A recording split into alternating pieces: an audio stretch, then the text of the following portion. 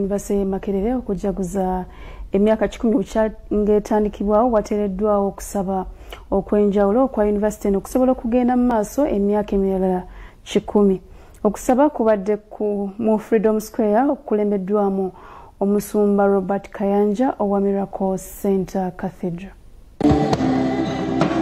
Abakungu mu University ya Makerere nga bakulembeddwamu chansala waayo Professor Ezra Suruma beetabye mu kusabira University eno emyaka 10 mu maaso oluvannyuma lw'okufundikira ebikujjuko byayo eby'emyaka 10 bukyetandikibwawo olunaku olw'eggulo. You changed people who have been wayward and you brought them back. Okusaba kukulembeddwamu omusumba Robert Kayanja ne mukyala we Jessica Kayanja nga bali ne mutabani waabwe Robert Kayanja Jr. Omukuŋŋaanya w'oku ntiko wa Vision Group Babula Kaija annyonnyodde ku bulungi bw'okwesiga Katonda era awadde n'obujulizi omwoyo omutuukirivu ku byazaamukolera.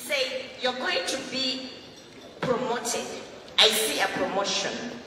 And it's going to be 1, 2, 3. When he said that, I was like, okay, Pastor is a good man, but he really doesn't understand corporate world.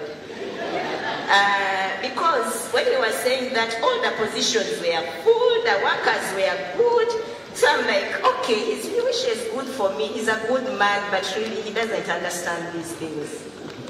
I can tell you as sure as day and night comes, within months, the first promotion came. And the second came. And I am waiting for the third. It doesn't have to be the new vision.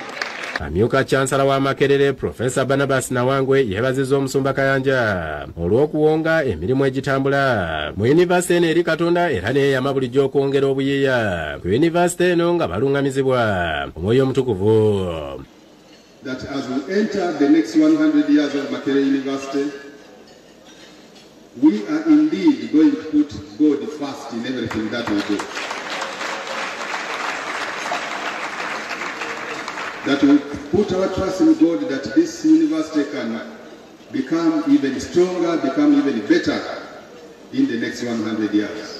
Ezra Suruma nga ye chansala wa University eno agambye nti emirimu gyonna okusobola okutambula obulungi gyetaaga mu Katonda era yeebazizza omusumba Kayanja olw'okubasabira okutambuza obulungi emyaka 10 mu maaso. Tweyanzizza Pastor Kayanja okulaba ebintu byokoze byemukola ate n'otuwa mu challenge tinaffe tukwatanise wamu tulabe nti ne Makerere nga community tulabe kiri kye tukola kulaba nti omulimo ogwe gugenda mu maaso. Yo omusumba Kayanja agambye nti abasomesa bano Katonda be yawa amafuta ag'obuyiiya okusobola okutwala eggwanga lyaffe mu maaso beetaaga okusabirwa baluŋŋamizibwe mu mirimu gyabwe. Research ebintu zino ebizibu bye tulina oba buwuka obuli emmere oba mitawaana oba bizibu oba ndwadde bano be Katonda be yawa amafuta ago kati bwe tubakwasaganyizaako wamu tujja kwesanga nga tufunye ekisinga obulungi. Joseph Setimba yakusakira eggulu lino ku Lwabukedde TV.